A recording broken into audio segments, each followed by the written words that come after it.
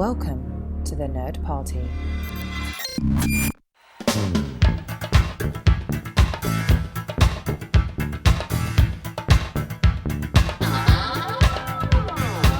Hello, and welcome to another episode of Missing Frames. This is the podcast where we watch all the movies we should have seen by this point in our lives.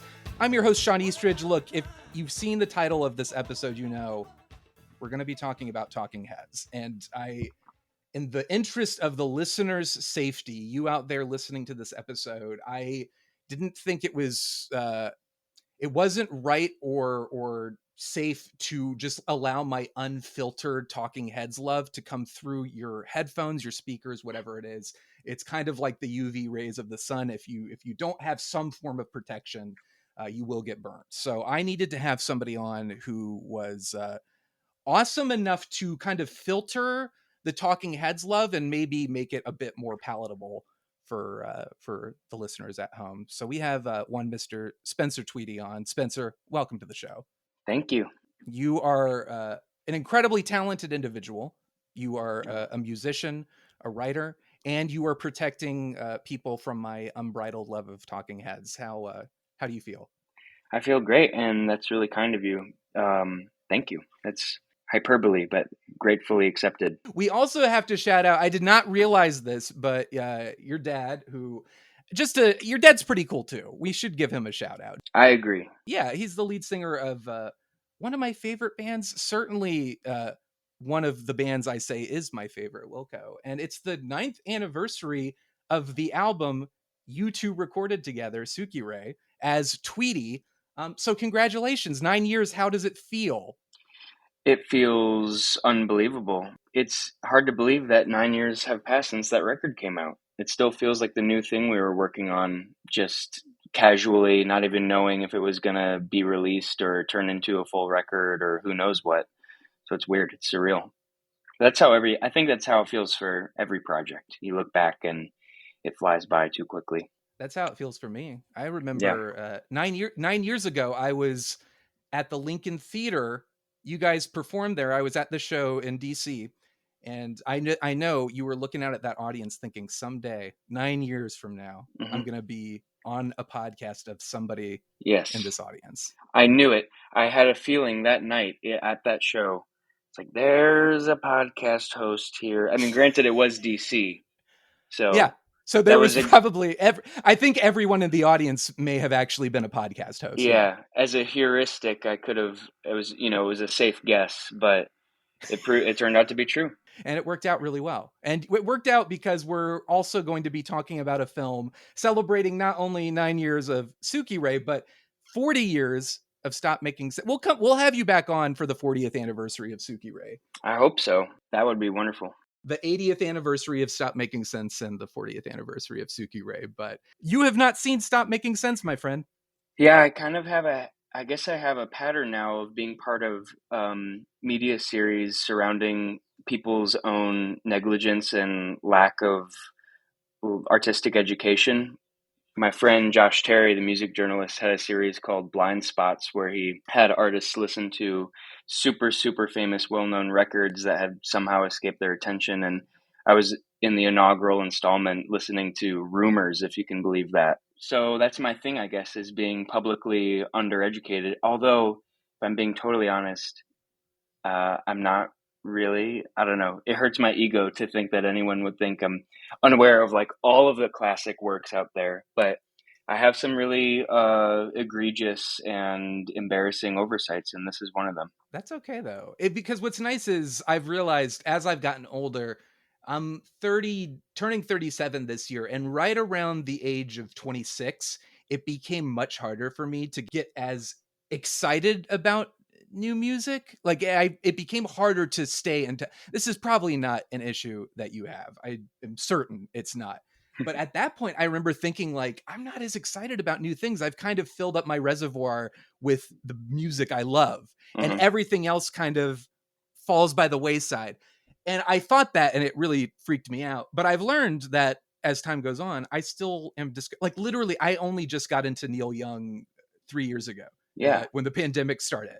I listened to Homegrown and was like, why haven't I been listening to Neil Young my entire life? Oh, so good. So this is all to say, you're not doing anything wrong. Thank you. It's okay to hear rumors. And maybe you can appreciate it more as a result of being where you are right now in the world, in life. Yeah, absolutely. I mean, there's an unbelievable, just an endless ocean of stuff out there. And even the super celebrated things can escape you and while you're swimming in that ocean. And B, honestly, most of my dad has played so many records for me growing up, and we focus on some of the weirder stuff that has captured his attention and his imagination over the years. So that's not to say that he dislikes Fleetwood Mac or he loves Talking Heads, but we just end up, listening to Trout Mask Replica by Captain Beefheart instead of Rumors or Fear of Music, although that's not true. We love listening to Talking Heads. How old were you when he showed you Captain Beefheart? I end up talking about this a lot, so please forgive me, any listeners, if you've heard this before, but it was honestly, it was the ride to preschool soundtrack all throughout my preschool years, like age 4 and 5. That and Elastica, which might ring a bell for some people. It's like a late 90s power pop band. I just heard Stephen Malkmus talking about Elastica the other day. So you're in good company. But those were the two. That and Electricity by Captain Beefheart were the two. And also Do the Collapse by Guided by Voices. Those are my 3 preschool commute soundtracks. Oh, this is not somehow surprising and yet not at all surprising for some reason. I can't explain it. But not Rumors. Not Rumors. But you know what? It sounds like there was a lot going on in your musical education that was necessary to pave the way for the love of Rumors and to bring you to this episode and watching Stop Making Sense. Yeah. So, well, let me and you may need to crush this belief of mine, because my last year, my first ever Solid Sound, which is the festival that your dad Wilco put on, and I'd been talking about going for years. And last year, at the very last moment, I was like, I got to do it. I can't keep saying I'm going to do it. I'm going to do it. And no joke, when people ask me who my favorite band is, I say there are three bands: the Beatles, Wilco, and Talking Heads. And David Byrne made a surprise appearance at Solid Sound. Mm-hmm. I was at Solid Sound, and again, if you need to crush this dream, you're one of the only people who has permission to. But I felt like if I hadn't attended Solid Sound last year, the universe probably wouldn't have brought David Byrne to the festival. And I just feel like I'm owed some amount of thanks or festival royalties or something for making that happen. You're welcome. You can have my thanks, absolutely. Because it was... That's all I really want. All I really want. Absolutely. For whatever cosmic energy you emitted, out of what, instrument of your body it was emitted remains to be discovered. But however you did it, yes, and whatever your role was, I thank you. It was really fun. Thank you. That's all I really wanted. We could really just end the episode here. But you are, of the 2 people on this episode, you are the one who has played on stage with David Byrne, and it just felt right to reach out to you to celebrate this landmark anniversary of really arguably the greatest concert film of all time. And getting to introduce it to you and being a part of this experience is a treat. But where in your musical education did Talking Heads fall? Do you remember when you started listening to them? It had to have been on the radio as a kid. Probably, a great early Talking Heads memory. It just bolted into my mind. My elementary school, growing up, had an annual talent show for 7th and 8th graders, and my good friend Harry performed Psycho Killer during that talent show. And honestly, an elementary school talent show? An elementary school talent show, Harry was pretty tall already for his age. He was He was probably, entering puberty, might have had like a little bit of a mustache going. He was wearing I remember he was wearing a white suit and like I said, already kind of tall, as tall as an adult. And Mm. even however many years later this is, like, I don't know, 14, 15 years later, the performance sticks out as one of the best, most like captivating performances I've ever seen someone give. And he was just lip syncing to Psycho Killer, or maybe I think he was singing with his real voice over a karaoke track, and he just owned it. I think he was by himself on stage, and he completely embodied David Byrne's energy. I think he might have been a little bit more moving his body more fluidly and enthusiastically than David Byrne ever really does, or less rigidly than David Byrne seems to move his body Mm-hmm. typically. I don't know. But that's an early Talking Heads memory. But I mean, the music is inescapable and it's undeniably great. So their other hits would have hit me, whether through the radio or just on shuffle in the car with my dad or something like that. I have a story. I have a tale to tell. I got into Talking Heads in maybe the most roundabout way. I don't think anybody else out there has this Talking Heads discovery story. I'm going to try to keep this as brief as I possibly can. It's an epic tale. Everyone listening, sit back, maybe pause, take a potty break if you need to, and then come back and join us. But it was 2000, New Year's 2004. I even remember the date. So I had a group of friends, one of my best friends in high school. He and his two brothers, we were very, very close. And at the end of it was our sophomore year, they moved. I was in Northern Virginia near DC, and they moved to Pennsylvania. We were determined, despite the distance, to stay in touch and to remain friends forever. And so I would visit them. My dad would drive me up. I went up over the summer. And then we decided, the next big holiday, Christmas, New Year's, we have like 2 weeks off from school. Why don't I come up for New Year's? And as I was preparing, like, I think the day before, one of the brothers said to me on the phone, he was like, we have to dance to this song I just discovered. And what that song was do you remember Windows Media Player? Yeah. Yeah, so these were the days of Windows Media Player. Mm-hmm. Our listeners may not know about this. It was basically pre-iTunes, the way you listened to music. Mm-hmm. But there was a song included in the software of, I guess, a certain model of computer. And they had discovered it, and they said, this song it's ridiculous, and we have to film ourselves dancing to it. And that song was Like Humans Do by David Byrne. And so I went up to visit. We did indeed listen to the song, and we filmed ourselves dancing to it. And oddly, it became, when I went home, I had this video footage of us dancing, and it became kind of like a way to sort of relive the moment and connect to my friends. And when I was feeling kind of sad, they live far away, I would watch this video. But the song had been presented to me by them as if it was something ridiculous. And I was like, I actually kind of really loved this song.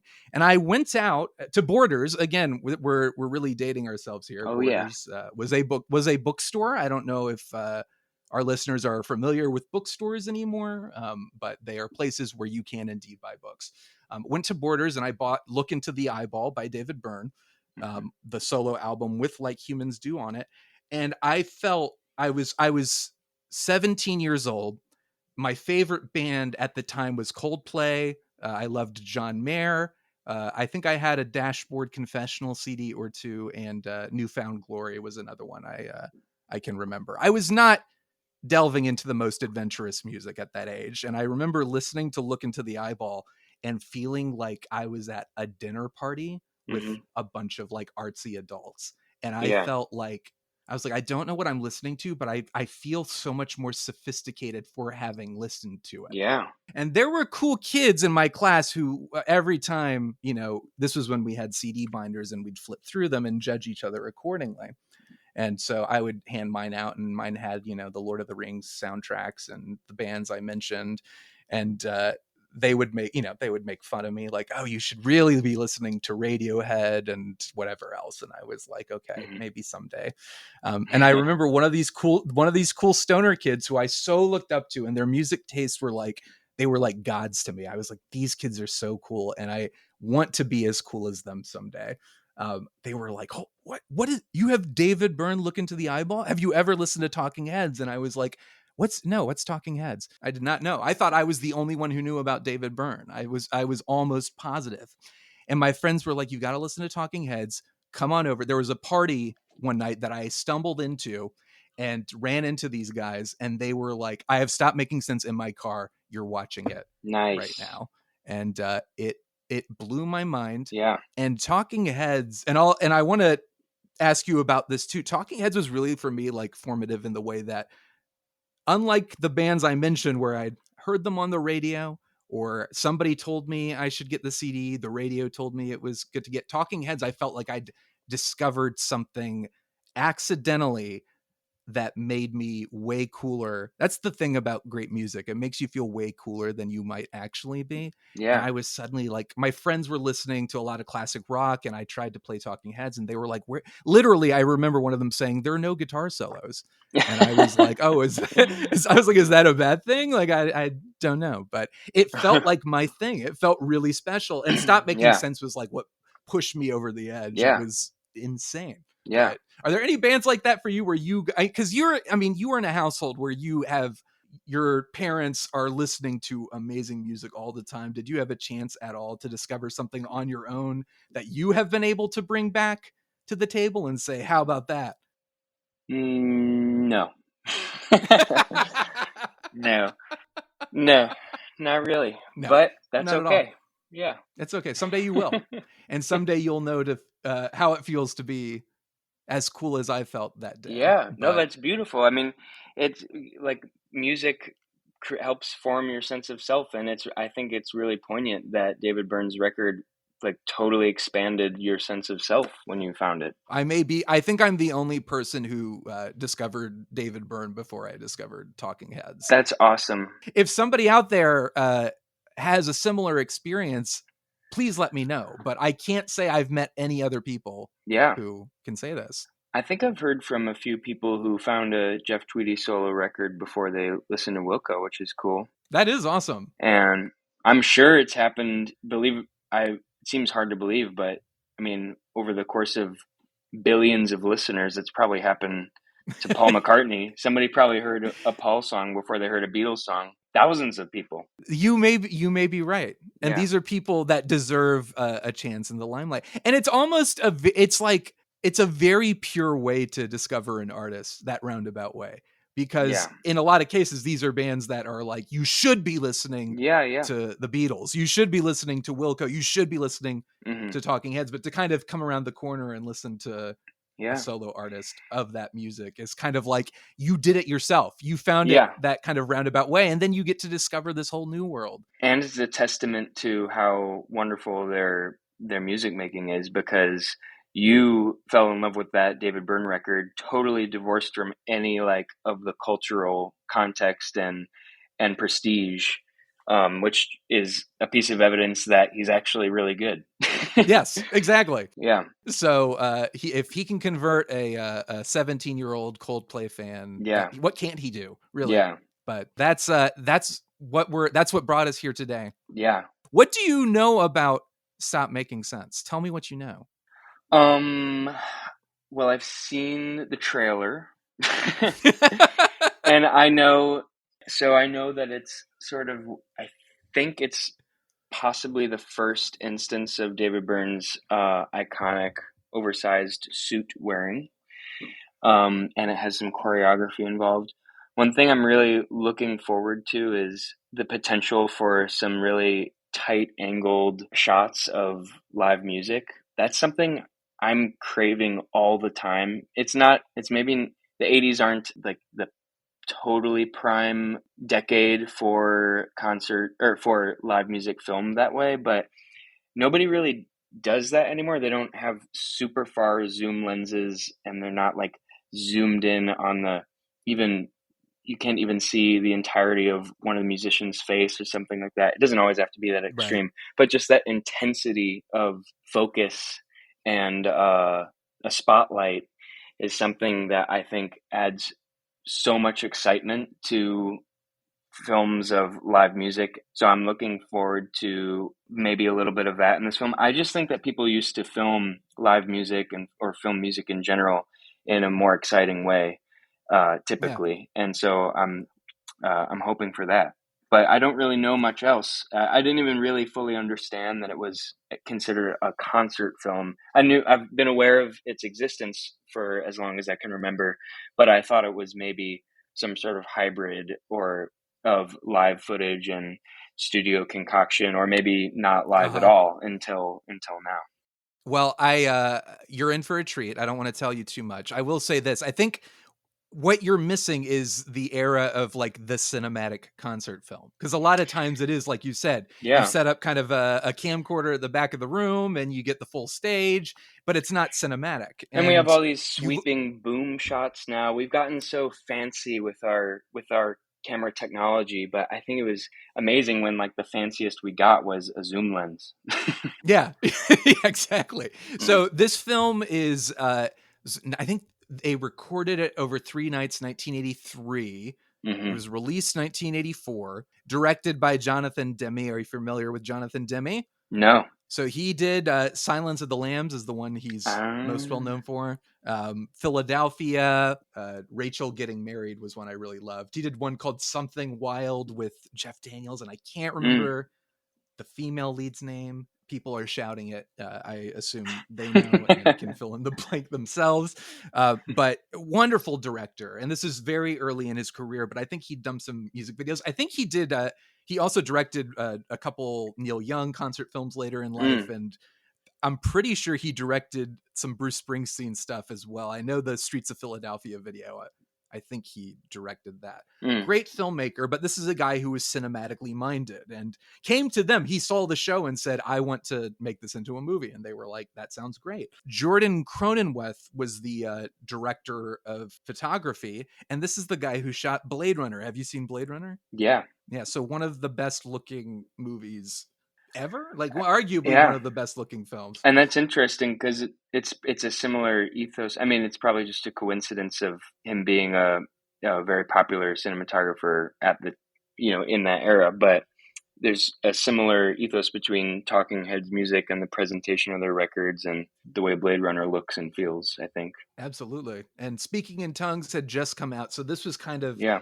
that era. And really that was like peak Talking Heads. I think that was the peak of their popularity and Mm. probably their artistic peak as well.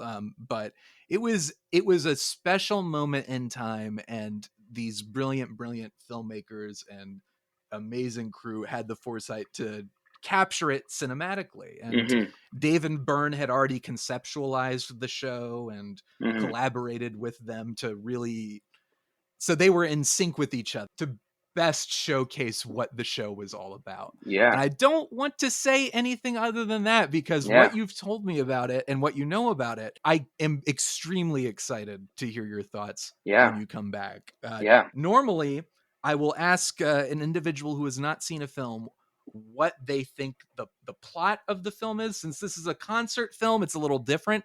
But Hmm. what songs are you hoping to hear and Stop Making Sense? What's the song? Is it called Same as It Ever Was? Once in a Lifetime. Once in a Lifetime, right. I'm hoping to hear that song, but really, I mean, any of the material from that era I know it's going to blow my mind. It will. It will. I don't want to spoil it for you, but Yeah. I have good feelings. I have the same vibe I had at Solid Sound when I Yeah. brought David Byrne. He materialized through force of my will. Yes.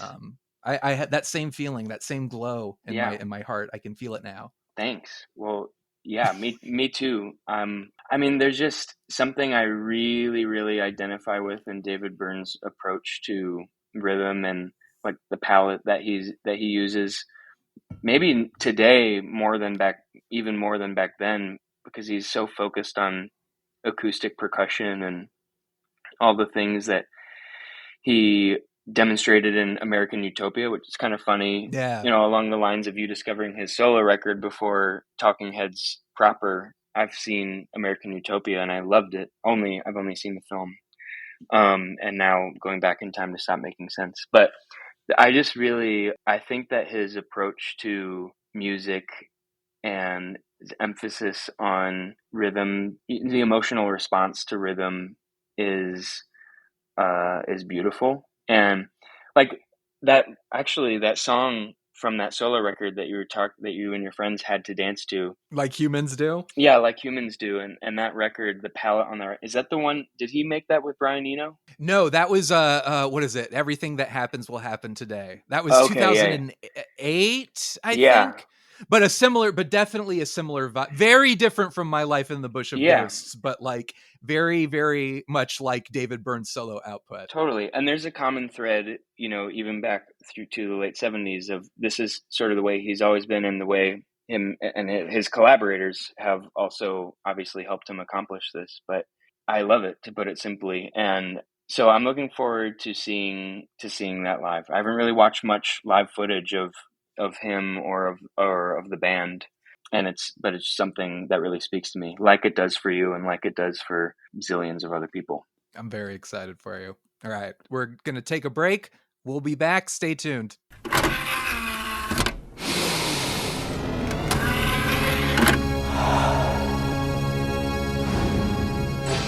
Now available to own on video cassette.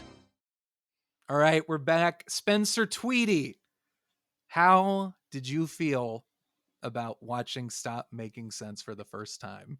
Absolutely loved it. It's undeniably great. There's not really room for debate. Of course, there's room for debate. Anyone will debate anything. But it's staggering, and I loved it so much. So did Casey, my girlfriend, and our friend Sheba, who watched it with us. Well, they've both seen it. Actually, I was the only new viewer.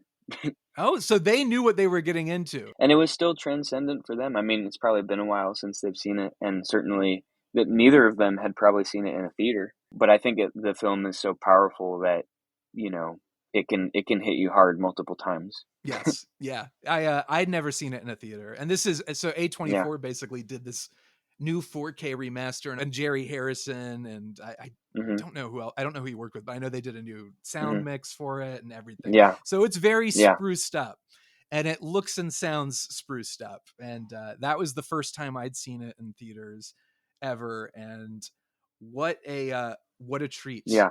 I recall the first time my wife and I had been dating for a couple years, and I finally got her to watch it. This is maybe about a decade ago. I finally got her to watch Stop Making Sense. And in the middle of it, she turned to me and she goes, "Oh, that's where you get your dance moves from." And I was like, yes. As falling you steal over from the best. Yes. Falling over, flailing around on the floor, doing laps around the venue.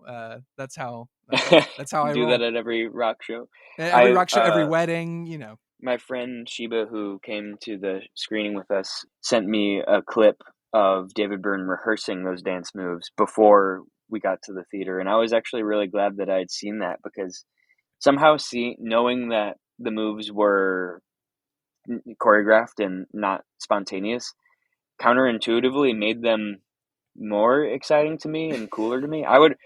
I generally would go for spontaneous stuff, like something that was like a magical emergence from the show. But for some reason, seeing David, maybe because he was rehearsing those dance moves alone, there's something kind of poignant about that. Yeah. About imagining him alone in a room, figuring that out, and maybe with help, I don't know, and practicing them to try and get it right. It only added to it to me. And so then when I saw those moves show up in the film, I was like, oh, there it is. Yes. There's the stumbling. David Byrne is a man who stumbles. He is a man who flails. He moves. Yeah. He moves like a mighty river, and he jerks around on the floor. Yes. And it's an incredible thing. And yes, many of my dance moves have come from him. Just the confidence in being unabashedly weird but rhythmic. Yeah. That's the important thing. That's one of the most miraculous things about David Byrne to me, is that he, in many ways, he's like an emblem of nerddom. He's an emblem of, you know, like strange social interaction. And I know he's spoken recently about like his relationship with autism and stuff like that. But anyway, he's an emblem of like basically anti-cool, like uncoolness in many ways, and technological nerdery, and all of these things that you would that would lead you to expect stiffness from him. And in some ways, like, the music is a little bit stiff. There's always a little bit of an element of rigidity or something in it. I don't know. It feels blasphemous to even say that, because it doesn't take away from it whatsoever. But anyway, I think one of the most miraculous things about him is how unbelievably thoroughly liberated he is in that film, and always to this day, like including in American Utopia. And then I think it comes from what he believes in. I think he believes in dance. He believes in people moving their bodies. He says so at just about any opportunity. And so, as another like white person who is a bit of a nerd or whatever, and I don't have all the language fully at the tip of my tongue, but I think you kind of get what I'm talking about. I find it really inspiring that he feels so free, and that he felt so free, and that he employed that freeness with other people, like, and with audiences, and continues to employ that freeness with audiences. I think that's a deep social work. Yes. not to be like highfalutin about it. I think it's great. I think everyone gains from that. Everyone gains from watching him be that way, and I think everyone gains from, if there's someone who struggles to dance or struggles to move their body and get into music in public or whatever it is, or even in private, I don't know. Inching toward his example is good for you. Yes. Good for your soul. Well, I think the movie, it's funny. There is kind of a narrative structure to the film, Mm-hmm. which was something else. And part of what makes it so effective is just a work of cinematic brilliance, is there is a story kind of being told here. And it is, they've commented on it, David Byrne and the rest of the band. It is in a way the story of the band, because when you start with Talking Heads in the mid 70s, they were kind of, it was new wave. It was, I guess it wouldn't be post-punk, because it was considered part of the punk movement, but it wasn't. I know, punk. It was CBGBs and everything. But they're a funk band. Like, it's a soul funk band. It is. What they did, well, what happened was, you start with the four of them. It's Jerry Harrison, Tina Weymouth, Chris Franz, and David Byrne, making this very rigid, like paranoid kind of herky-jerky music. That, and if you watch performances of the band from those days, it feels that way. Totally. And David Byrne is very clearly uncomfortable. And it's collegial. Yes. They're collegiate. They're wearing polo shirts. They're very clean cut. This is like, Harvard Crimson. Yeah. Even though they were pulled into the punk movement and they were kind of labeled as part of that, they were not remotely what you would associate it with punk. Comparing to the Ramones and the leather and the piercings and like just the anger and the hair. And there was more of an insular paranoia to the music. Like, it was less about the outward aggression and more about the inward kind of paranoia of a certain kind of aggression. And as the band went on with, Fear of Music and even more songs about buildings and food, where they covered Take Me to the River, you sense this movement into more rhythm, and they E Zimbra is the opening track on Fear of Music. You're kind of like, okay. And then you get to Remain in Light, which is very much like just full embracing the polyrhythmic attitude and African music in a way that is like, I didn't expect this to happen at all from these guys, but the film itself is almost tracking that narrative of the band becoming looser and funkier, and Byrne himself really opening up and kind of becoming less frightened and more comfortable, and the feeling of community around him empowers him to be his true self and to embrace himself through Yeah, these movements. totally. Speaking of Take Me to the River, it's really funny that that song is part of their repertoire, part of their history, because it's funny that that was one of the most emotional moments in the film for me, because in the first place, I don't think of that song as a particularly poignant No. song in by any stretch, and especially not poignant because growing up, I was in one of the millions of households with a Billy Smallmouth bass Yes. fish toy, so that Yeah. song is I think permanently. many people of our generations were introduced to Talking Heads through that It's that so beautiful fish's mouth. right. So it's like the weirdest novelty, one of the weirdest novelty toys ever. And then I find myself in watching Stop Making Sense, like, oh my God, I'm like on the verge of tears listening to the Billy Smallmouth Bass song, the the plastic fish song. But it's true. I mean, part of it, that's like toward the end of the show, and that's when they finally open up and start showing audience shots. They're Yes. so restrained and deliberate about not showing hardly any audience at all until that point. And I get emotional watching audiences in any case, like with just about any band, especially Wilco, of course, but Yeah. whether it's in person or on film, something about witnessing other people's experience and devotion and unbridled happiness is really intense. And during that song, they finally open up and start showing people having just like the best time in their lives, and there you go. Then you're crying at the plastic fish. Oh, that's beautiful. I mean, well, yeah, I cry at plastic fish on the regular. I think it's good. It's a good palate cleanser, but Yeah. I understand that completely. And I think part of, for me watching that, loving the song, but I think that's the moment where almost the facade drops in a way, because the big suit has come Hmm. off. He pulls off the Yeah. jacket, and he introduces the band like by name. Yeah. He's like, here they all are, and they all have Yeah. their little moment. And Chris Franz, who Hmm. I can never tell if he misses his cue to come back after he waves. Is that something you noticed? My impression was that it was on purpose, and my secondary impression was that the rest of the band was amazing for jumping back in Yes. right on it with him. Like Yes. they don't miss anything. There we go. It's official. You heard it here first, folks. I've always wondered Yeah. about not being an amazing drummer. I never knew. Now we know.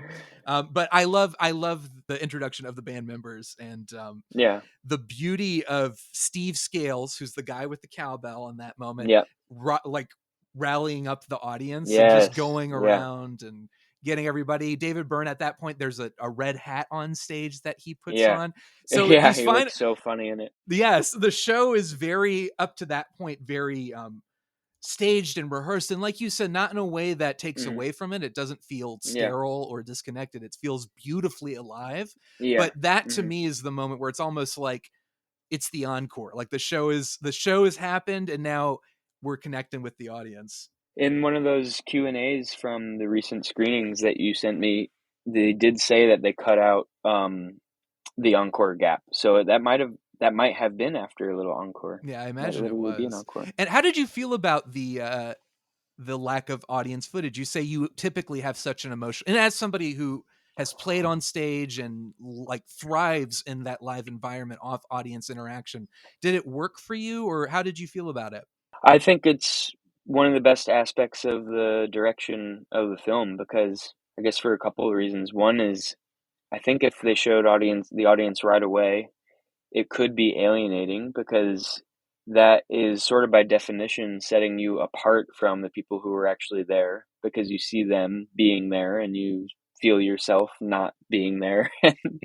Whereas with the only seeing the stage, only seeing the activity on the stage, you can sort of feel like we're part of it. You're Like part of the show. Yeah. you're part of the show, and then just by virtue of like, and then I think it's also a good choice just because they held on to something good, and Yeah. then it has a big impact. Whereas if you're seeing that the whole time, seeing it right away, it would get diluted a little bit. I agree. Someone brought it up. Yeah. So I ended up seeing the film twice, actually.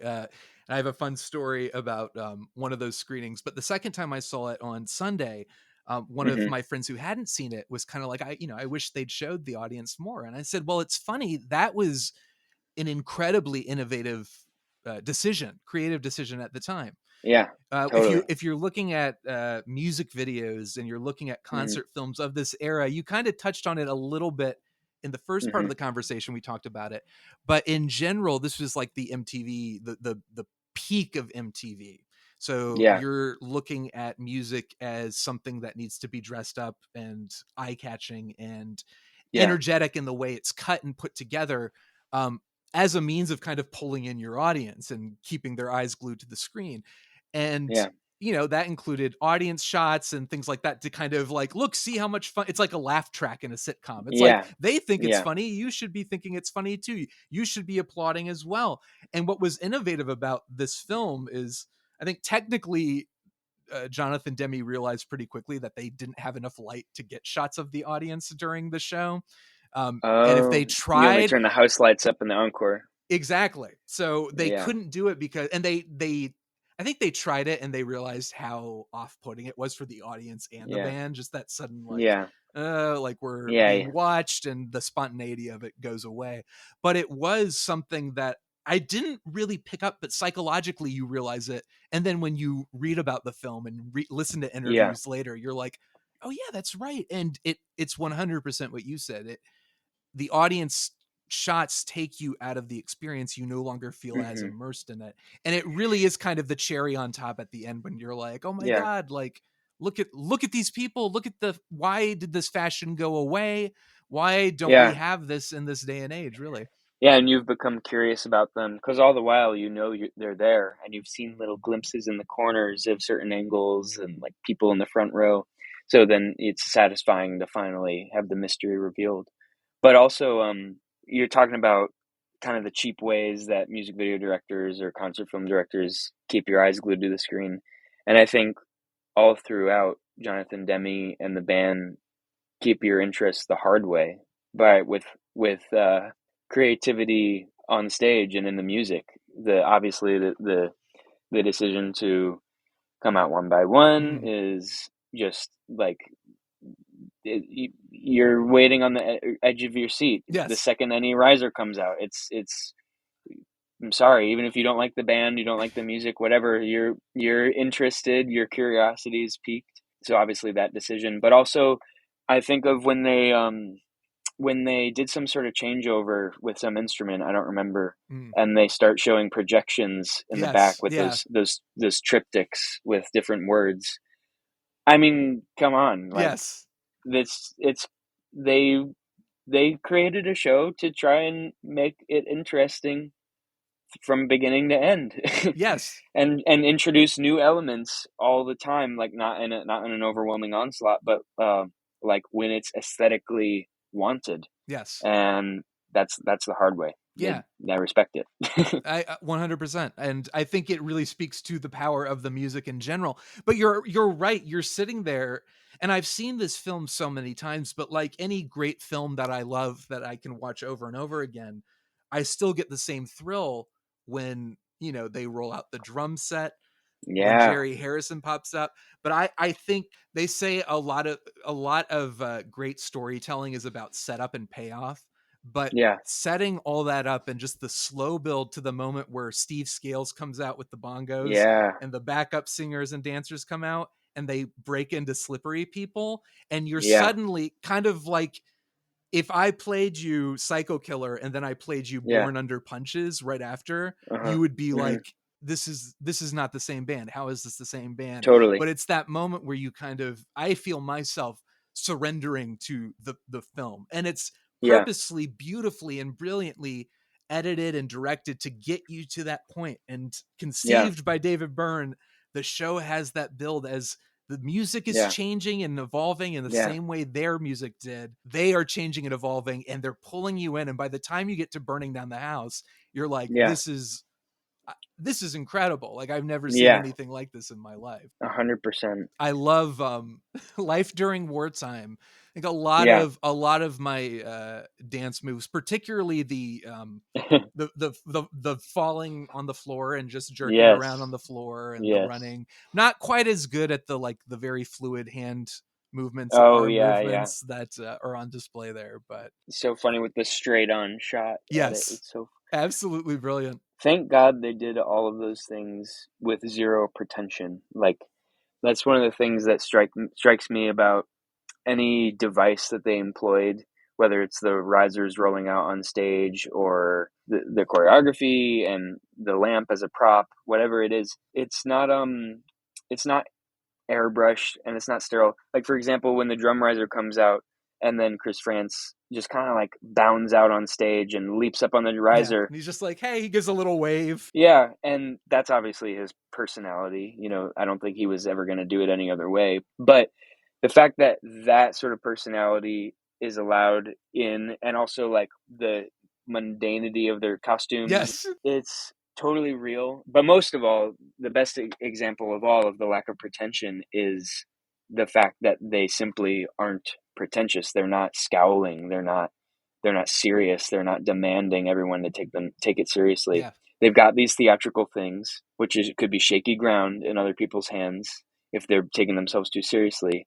But for them, it's just about making something interesting and having fun. Yes. And It's all in service of the audience, and how can we Yeah. best engage our audience? And not just Yeah. that, but thinking about it in terms of, because the show, as I understand it, that basically was the show without the film, and maybe some things kind of, I know songs got cut out of the film, and different decisions were made, I'm sure, in terms Yeah. of bringing it to the big screen. But there is this feeling of like this was intended for audiences around the world to enjoy. Yeah. And can you imagine getting to see that as just like a show you bought a ticket to? Yeah. On the rest of the tour, I mean, like when the cameras aren't there, it's unbelievable. My friend said has anyone ever tried to go around and find the audience members they show at the end of the film, and like what are they doing now type thing? Like, Yeah. you were at that show, like you were a little Yeah. kid, you were the little kid with the unicorn. Like, what Yeah. happened? What was that like? What were you doing there? I found myself feeling that way about some of the people I waited in line with to buy popcorn at the theater, like people who are David Byrne's age, the band's age, and who knows, maybe didn't see that tour, but may have seen them live. And I was like, oh, this probably feels differently for you than it does for me. Yeah. But how beautiful that it was captured. So it's like Yeah. this legacy that will Yeah. outlive all of us. Like, it is Yeah. insane as Yeah. a statement of the band, of their creative intentions, and the beauty of their music at their peak. 100%. I was on vacation last week. I went to Hilton Head Island in South Carolina, and my wife realized I'd already bought tickets for the show on Sunday, yesterday. But we were like, I was like, I know it's playing. Let's see if it's around, because my wife wasn't going to be able to come with me to the Sunday show, but I wanted to take her at some point. And we found out we were about an hour away from what is touted as the world's tallest IMAX screen. Whoa. Which happens to be in Pooler, Georgia. Wow. Pooler, Georgia. I guess it's it's close to Savannah, and I think that's all you can say to describe what Pooler, Georgia is. But I was like, oh, we're going to this. And we were talking a little bit about Destiny and how I kind of my presence sort of brought David Byrne into my life. Exactly. Yes. But in terms of just keeping that kind of spiritual, otherworldly essence, one of my close friends, Shannon, lives around Savannah, Georgia. And Shannon was one of the cool kids who I looked up to in high school, whose music tastes were way cooler than mine. And she was there on the night I saw Stop Making Sense for the very first time. Whoa, no way. And I asked her, I was like, Shannon, you have to come see on the tallest IMAX screen with me Stop Making Sense, because we have to bring this full circle. And she did. And I asked her, I was like, do you remember? I was like, you were there, right? Do you remember? And she says, I remember Andrew, our mutual friend, who was the guy who was like, you know David Byrne, but you don't know Talking Heads. She said you guys were in the basement and he ran upstairs and ran past me, and he's like, Shawn hasn't seen Stop Making Sense. I'm getting my DVD, and ran past her. God. I imagine he said it with the same energy as in The Matrix when Mouse runs into the room and says, Morpheus is fighting Neo, and everybody runs out. That's what I imagine happened. But I got to see it with my friend who was there the very first time That's beautiful. I ever saw it. So that's beautiful. That was really, really wonderful. I loved seeing it with my wife again. She'd seen it before, but it's not the same as when you see it in a movie theater and you have your phone and you can get distracted and you can leave the room and come back. And she kept like turning to me and like nudging me during. She's like, "This is really good," and I'm like, "Well, yeah, I know it. This is this is wonderful. I knew this. Yeah, you should know this too." And there were a couple things I love. I wrote these things down because I thought they were amazing. At the end of the movie, she was like, "That was incredible," and then she kind of like, she's like, David Byrne was like really sexy. And I was like, how long have we been together? I've been telling you this for years. You know about my David Byrne man crush. You know he's a rival for my affections. You're like, news. David Byrne is my hall pass. Yeah, exactly. I was like, how long? I felt like I didn't know her at all anymore, but it was very, very beautiful. And another thing I thought she said that was really poignant, talking about getting emotional during certain songs. She told me later, she was like, I was getting really emotional during Once in a Lifetime. And she's like, I never realized how sad that song is. Like it's a song. And this is something that Talking Heads does really well. And I think your dad's band, Wilco, does really well. But the contrast of the sound with the lyrical content. And just talking with her about Once in a Lifetime and having this very like poignant conversation about like, it's about a guy who's like having a midlife crisis, essentially, like what's happened, where am I, what has my life become, and the water holding me down and all this stuff, where you start to realize. And she's like, I was getting kind of choked up actually watching and listening to that song. Really, it felt like for the first time. Totally. The old switcheroo. Yeah, exactly. It's a beautiful thing, but it's also like speaking to the technical brilliance of the film. I think we're trained to expect, like, again, rapid fire cutting to hold the audience attention. The performance is basically a single shot of David Byrne that never cuts until we get to kind of the outro of the song, where we cut to that shot of the singers kind of lit and that beautiful, just it's Jerry and the two of them and David Byrne. But the whole thing just hinges on his performance and his ability to hold your attention in a single shot.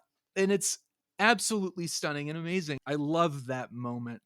And I think David Byrne gets a lot of attention for this film, and rightfully so, because he is unequivocally the star of the film. But I don't think this film is as strong as it is, even with him, without this incredible ensemble. Absolutely, I think it's a film where you can literally walk out of the theater and say, "Oh, my favorite character was Bernie Worrell, the guy who kept making eyes at the camera, and giving us looks." But was there an individual who you found yourself admiring, David Byrne or otherwise? I'm glad you asked, because as truly, I'll just use the word miraculous again, as truly miraculous as David Byrne's own performances and what he brings to music and life in general, as we were discussing, I think the performer on stage who moves me the most is Tina Weymouth. Yes. And I really don't know what it is. I think it's just her sheer, pure owning it, that is, seeing anybody fully owning it is intense and beautiful. And she owns it like just about nobody else. I think that her stage presence is completely magnetic, and there's never been anyone like her before or since. And obviously she sounds incredible. Her playing is so great. I think the most shining moment of her playing in the film is when she accompanies David in that duo, like when she's the first other musician out on stage. I can't remember the name of that song. Heaven. Yeah, Heaven. Oh my God. I mean, that's incredible. It's not easy to be nakedly out there with that instrument, and it's perfect.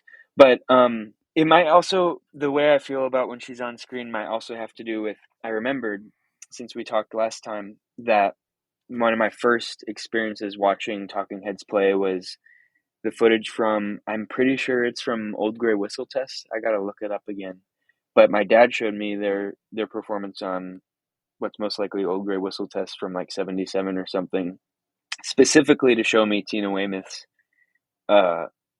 playing and her stage presence. I think in that they're playing Psycho Killer, and in that episode she's completely like menacing, looking menacingly at the camera, and it's not the same approach or attitude that you see in Stop Making Sense, but still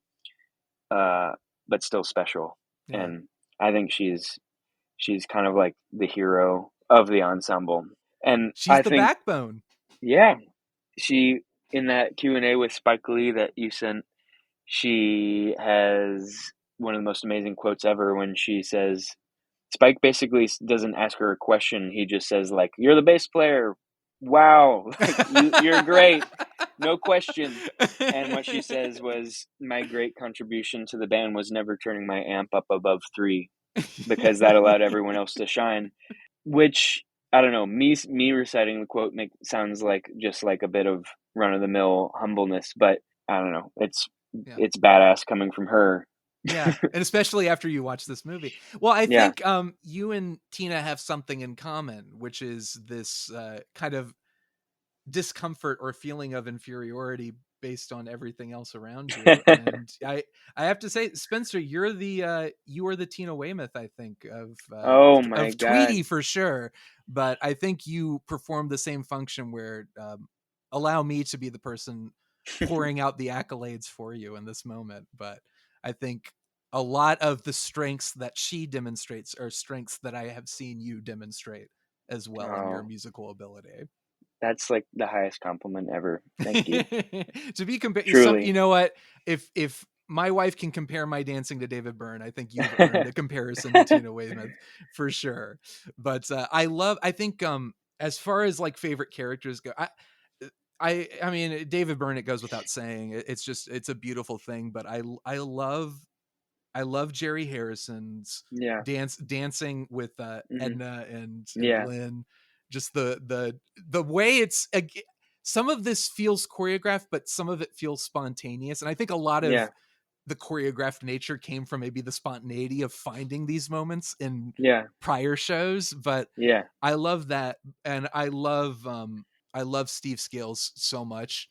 I love the moment where he, after Slippery People, before burning down the house, when Alex Weir, the other guitarist, comes out on stage, and they've wheeled out the percussion section of the stage, and they kind of like Alex Weir comes out on stage, and Steve Scales kind of like, it's like they tag each other out. Like Steve Scales is like, all right, I'm going to get back here. You go up there. I love that little moment. And there are a lot of little moments like that in the movie. There's another one where David grabs his guitar neck, like at the peak of Alex's guitar solo. Yes. That was awesome. I love that. I love during This Must Be the Place, which I'm starting to feel This Must Be the Place might be my favorite, not only favorite Talking Heads song, but maybe my favorite song. It's a toss up between that and can you guess what the other song is? Hate It Here? Hate It Here is great. It's a toss up. Your dad might not forgive me for this, but it's a toss up between that and Jesus, etc. So go back and forth between the two. This Must Be the Place was the runner up for mine and Sarah's wedding dance song, but we did in fact end up going with You and I by Wilco. So. Oh, well, that's fitting. At least it was a worthy.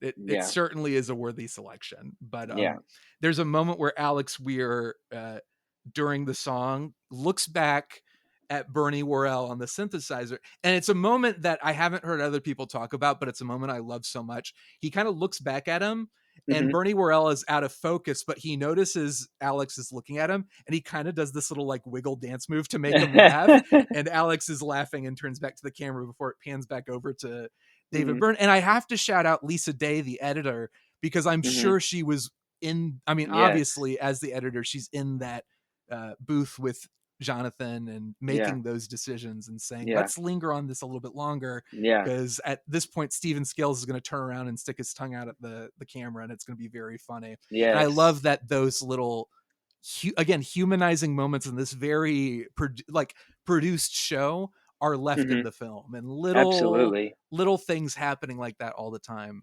Absolutely. There's even plenty of continuity errors too, which obviously don't take one iota away from the greatness of the film. It's just simply not what matters, you know? Yeah, absolutely.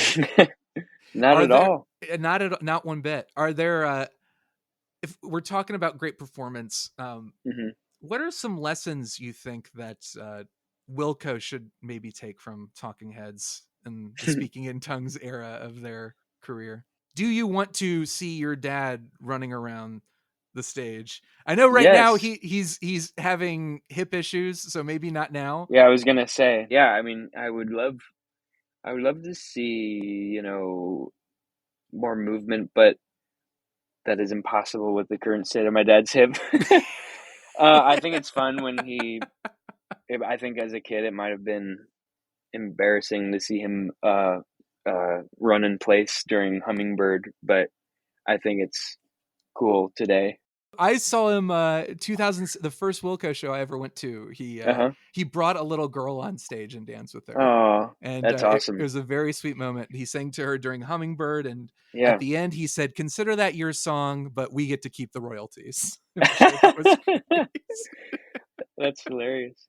I mean, I don't know. I mean, the thing is, Wilco they all are who they are, and I consider myself and all of ourselves who are fans and listeners lucky that they have as much fun and rapport as they do on stage. Would anyone, if you asked any one of them if they aspire to stop making sense levels of like energy and magic, I think each one of them would say yes, but ultimately they know that those people are those people, and they are who they are. But it's okay. And I think I kind of touched on this a little bit in part one, but it's something I actually started to think about, funnily enough, after the first part of our conversation, because I said, and it's true, my favorite bands, I tell people, the Beatles, Wilco, and Talking Heads. And Wilco and Talking Heads, we're comparing them, and obviously it's a strange thing these are two bands that are kind of like, on the surface, you're like, I don't really see the connection. Again, why it was so miraculous that I brought David Byrne to the forefront at Solid Sound. I think because of that kind of like, you wouldn't expect that. Paul McCartney, I would expect to come out on stage. Bob Dylan, even, I would expect. Wow, that'd be cool. Can you start wishing for both of those? I've been working on it since Solid Sound. I'm really channeling all my energies into this. Please do. But David Byrne was one that it was just kind of like, what a strange occurrence that I happened to be there, and these two worlds that I love so much have collided. But then I started thinking about it, and I was like, when you start to dig beneath the surface, I think what Wilco and Talking Heads have in common, and what David Byrne's music continues to have in common with your dad's music, is a fearlessness of innovation and a real intention and passion for not getting stuck inside a box. Not saying like, well, that was fun to do last time, so maybe we'll do it again. It's saying, like, we're going to try something new.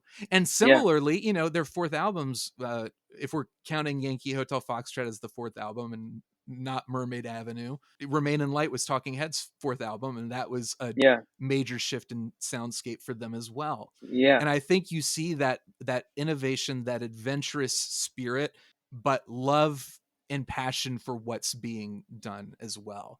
There have been change ups in Wilco, and the current lineup is, it's been 20 years now, almost. More than, really. Yeah. So, we're talking about the longest stretch of Wilco's lifespan has been this current lineup. And Talking Heads, sadly, this was really the final document for them. Like, this was their final tour. And it was definitely the splintering of the band's relationships. And honestly, I love Little Creatures, I love True Stories, and I love Naked, their last album. But there is you feel it in the music that the synergy just isn't there as much anymore. Yeah. And it's something that I think I don't think Wilco get enough credit for it. And I don't think your dad and the rest of the band get enough credit for just their ability to like really inspire and be there for each other in a way that keeps that band going. Mm-hmm. But it's sad. It makes me sad that this was kind of like, it was the peak and then it was kind of after that it's done. Yeah. And I kind of understand it. I wanted to pick your brain about it a little bit, but I can kind of see maybe this is all assumption on my part and comes from a place of pure love for this band and for these people. But I can see how maybe David Byrne was starting to feel like these are the avenues I want to explore, and I want the means to explore them. And the rest of the band was like, we're not your backup band. And I can see Stop Making Sense as maybe the breaking point where David Byrne is being rightfully heralded as a star of the film, because he is, and he 100%, he's a rock star and he is an incredible presence on stage. But you can watch the film and maybe sense that the reaction to it and the reaction to him certainly pushed him to kind of like, well, I don't want to necessarily be held back by what this band is and what we've done. I really want to try new things, and maybe at the detriment of the relationships. I've appreciated a lot of because they there's a pretty notorious beef between Tina Weymouth and Chris Franz and David Byrne. Right. They've taken pot shots at each other. And there's a really great interview they did on CBS Sunday Morning recently where you can sense the news anchor kind of prying a little bit, and not in a mean exploitative way, but he's a news anchor and he needs a soundbite, but trying to kind of prod a little bit, like, what happened? Do you guys regret anything you did? Maybe David Byrne, is there anything you want to apologize? But like, Tina Weymouth, again, the champion of Stop Making Sense, the champion of this episode, she said something really beautiful. Right? She said, I think, these things happen and maybe you don't forget, but we're family and we do forgive. And I really love that as a note to leave the band on as they're celebrating the 40th anniversary, and that they get that. But I agree. It's a long-winded way of saying it's a shame that Talking Heads couldn't have gone longer, but also I think the collective we, as in everybody out there, everyone in the world, needs to appreciate and recognize the beauty of when a band like Wilco can keep going for as long as they're going and still love it and enjoy it the way that they do. Thank you. Once again, feels good to be seen, for that to be seen. Tina's quote reminds me of Paul McCartney's famous quote about John, which is, or maybe it was the other way around, John talking about Paul, but anyway, he said, some prying journalist was like, what about your new song? How Can You Sleep? And that's the song called How Can You Sleep, which is widely believed to be about Paul, and it's scathing. And John's response was, I'm allowed to be mad at my best friend. I'm allowed to quarrel with my best friend. Something like that. Yes. And that's just the truth. It's freaking both. Anyone who has a family knows that it's not all perfect. Those relationships aren't perfect. And why would we expect our favorite musicians' relationships to be any different? Agreed. Are there any songs that, well, let's say favorite song? You can have a couple. I'm going to make you go first because I am now realizing I don't know if I've picked mine. I'm going to go with some that I've already mentioned in the episode.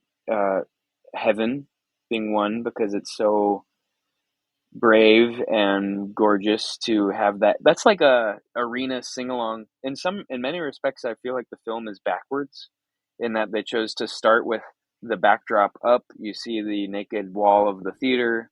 It makes the space feel small and knowable. Whereas a lot of people would like try to shock and awe you, like open on the like a stadium. Obviously it was shot in a theater, not a stadium. But they start and try and make it as big as possible, but they start small, they go big as it goes on. Maybe that is intuitive after all. But anyway, the song Heaven, in keeping with that pattern, or rather in keeping with the intuitive. There you go. And counterintuitive. It's late. It's getting late. It's quality. Getting late. Yeah. In keeping with that quality of the film, that's like a song that you would maybe traditionally see a performer come out and do as an encore piece, duo style, and it would be like a big sing along. But they put you in that space, in that contemplative and relatively sad space right off the bat. So I think that's special. And then I think my other pick, like I was saying, would be Take Me to the River, because it's pure joy. And I don't even particularly like that song. I have never once put that song on in my life other than hearing it involuntarily from the mouth of a plastic toy. But it's so special, and any chance we get to witness joy on that level is worth hanging on to. Definitely. I mean, this must be the place. I love the vulnerability of it, the beautiful vulnerability of it, the fact that the song ends with him dancing with a lamp, and it's beautiful, and it's hilarious, but it's also very, very sweet. That was the only night where the lamp didn't break or the bulbs shatter or something happened with the lamp that caused that dance to fall apart. Yeah, they only had one night and they managed to get it. So it's a very, very beautiful moment. But I want to also give a special shout out to Slippery People, which is the song where they bring on Steve Scales and Enna Holt and Lynn Mabry. And that's the first time where you get the funkiness, really. Like Found a Job with Jerry has a little bit of it. Like you're starting to feel like, okay. Yeah. But that's the moment where I feel like, oh damn, this is, you're gonna have to dance to this. Like this is good stuff. And it's like really, it's that moment again of payoff where they've been building. And it's not even the peak. Burning Down the House and Life During Wartime are kind of the peak of that moment, that build up. But Slippery People is like the moment where it's almost like you've reached the top of the roller coaster and you know it's going to go down, but it's that moment of exhilaration where you're like, oh my God, this is happening. So 100%. That's always been one of my favorites, and I adore that song. Is there a Talking Heads song you wanted to hear that wasn't in the movie? No, I think they played everything I wanted. This Must Be the Place, Slippery People. Once in a Lifetime was the one you were hoping for. Once in a Lifetime. I couldn't say it's all there because they made more and they made more great stuff, but it's a generous serving. It's a generous heap. And you do get, I mean, American Utopia is kind of a spiritual sequel to this. It's so great. It's really amazing. So great. It really is. Like it was the Stop Making Sense sequel I always wanted. Similarly to Stop Making Sense, you watch that film American Utopia feeling like a bewilderment. How did they do this? How did David Byrne do this? Even just like technologically, I guess Stop Making Sense is sort of straightforward, but even so, there's some like stage magic and theater magic to it. And likewise with American Utopia, it's such a simple thing. I know the episode's not about that film, but it's such a simple thing to think of decoupling the instruments, decoupling the drum set from its traditional form and letting everyone become mobile and all of that. And anyone could have done it. And of course others have in different ways or smaller ways, but he does it in such a special way. And it is on a level, I think, with Stop Making Sense. Obviously none of like the historical context and the excitement of the time isn't there. So he doesn't have the benefit of that, but artistically and musically, it's, I think, just as ambitious and just as cool. And I think it is like a worthy, like you can put it on the pedestal and be like, this deserves to be up here. I really also love, and I mean, Spike Lee's great in general, but I loved in the thanks, the special thanks at the end of the film, thanks Jonathan Demme, which I thought was really sweet. I love the one song and it perfectly transitions into the talk of American Utopia. The one song I miss that I desperately want to hear is Born Under Punches. That's one of my favorites. And I love in American Utopia the way they play it, which is the building of the rhythm to prove that the music is live and happening. I saw I didn't see the Broadway show, but I did see the show when David Byrne was touring it, And Yeah. that moment happened live, and I was very, very happy it appeared again in Nice. the film. It's almost a nice little nod to Stop Making Sense, the slow Yeah. build of how it becomes just this beautiful ensemble. Totally. That drummer, I think his name is Steven, can't remember his full name right now, but one of the percussionists in American Utopia has been at Solid Sound. He's performed at Solid Sound. Was he there last year? No, it was more years ago, and I think he was performing on Fillmore with Glenn and Darren Gray. Oh my God. Why wasn't I there? I was storing my energy for the David Byrne. Yes. Video. And storing your energy for transmitting your energy. It takes a lot. Yeah. I mean, you really have to, your mind, soul, and body must be aligned. Yes. Well, is there anything else we haven't said about Stop Making Sense that you feel merits saying? I don't think so. There's more perspective to be had on the film. Obviously, I haven't turned over every rock, but the most I can say is I'm just dumbfounded. It's great. Great. It's so great. That's all there is to it. That's all there is to it. There's truly no other concert film like it. And it's exciting and unconventional. And I'm really glad that you spurred me to watch it. I'm glad you finally got to see it. And I'll conclude with two stories. One is, I'm going to try to read this without laughing. I have yet to do this. David Byrne, this is a Brian Eno story about David Byrne. He said he's always been genuinely eccentric, and I've seen him remain like that in quite extreme situations. For instance, we were mugged together once in New York. Oh, it was yes. quite frightening. My enduring memory is of David being dragged off into the bushes saying, "Uh-oh." I love that story. One of my absolute favorite stories. And then the second one is Jonathan Demme passed away in 2017, April 2017. My good friend Andrew Schaefer passed away, I think, a week later. I'm sorry. Thank you. These are the two people who basically opened the door for the love of Talking Heads to me. And I think that love kind of opened the door for me to get into bands like Wilco, and wanted to send a lot of love and energy to Andrew and Jonathan and remembering them, but really, really love that we were able to share this. And final ratings, how many big suits do you give? 5 being the highest, 1 being the lowest?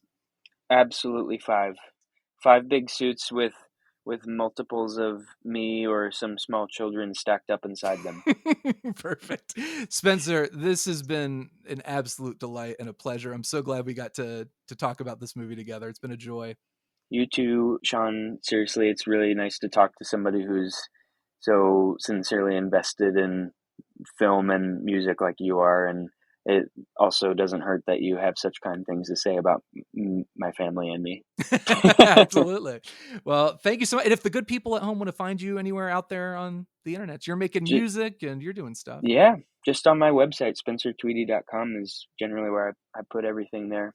I like to hashtag personal websites, or I shouldn't say hashtag because that's of a different paradigm. Personal websites are fun to make and a good way to find music and visual art from people and stuff. So that's where I put stuff. Yeah, I was gonna say I'm at Shawn Dorman on Twitter. It's not Twitter anymore, and I don't know what it is now. So really don't find me there. But you can find me on Letterboxd, the wonderful world of Letterboxd, Shawn Dorman 05. Yes, Spencer, if you don't have Letterboxd, you need to, and they need to pay me for all the endorsing I've done of their service. Yes, so backdated. Yes. Thank you, Spencer. Thank you, everyone, for listening, and we will see you at the movies.